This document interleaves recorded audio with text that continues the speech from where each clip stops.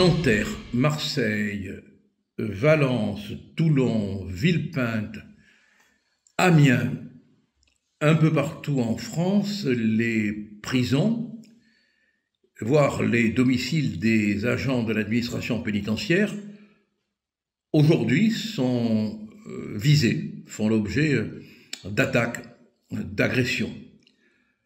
C'est unique. Jamais jusqu'à présent, quiconque n'aurait osé s'attaquer à une prison ou même s'attaquer au domicile d'un agent de l'administration pénitentiaire.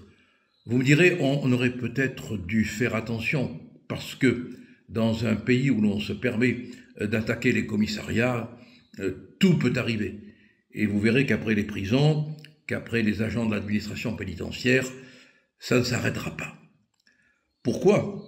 Parce qu'on est en présence d'un phénomène de harcèlement des symboles et des forces de l'État.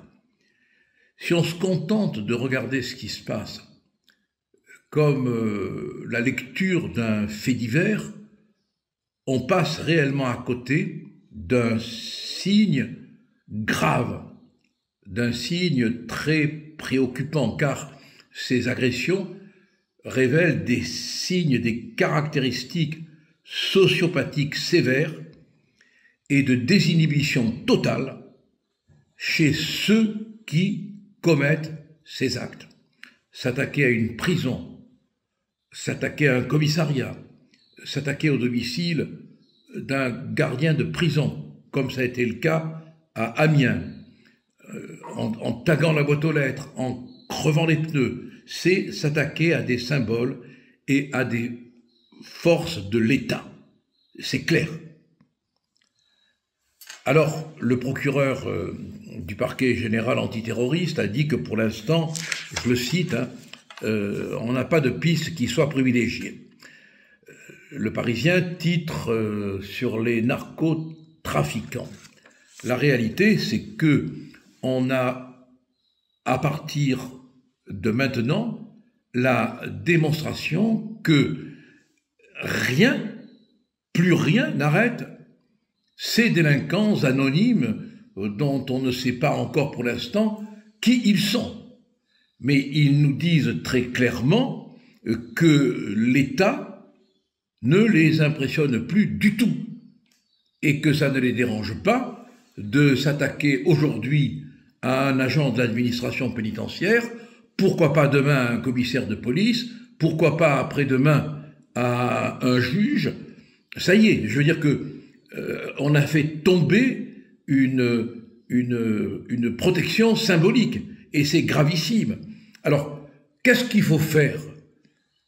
Il faudrait d'abord que l'État ne soit pas dans l'état où il est, c'est-à-dire un état de déliquescence, de mollesse absolue, qui semble complètement entre les mains de gens qui n'aspirent qu'à une seule chose, c'est se faire élire.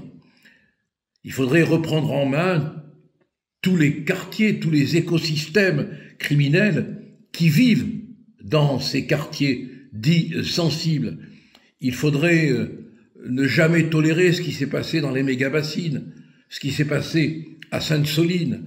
Il faudrait jamais tolérer que l'on insultât, que l'on attaquât, que l'on s'en prit à des policiers ouvertement, voire politiquement. Il ne faudrait pas le tolérer, parce que tout cela contribue à affaiblir, à détruire le rempart symbolique.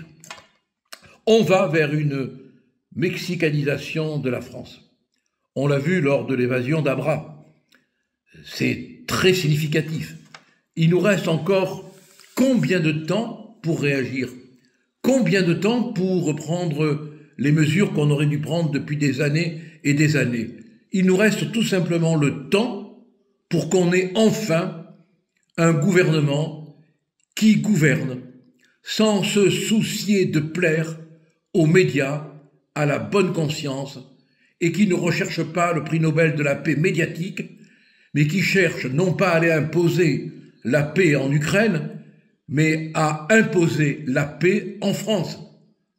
C'est une priorité, parce que sous nos yeux, sans même peut-être que nous le percevions, éclatent tous les signes qui traduisent que bientôt ce sera la fin de l'État.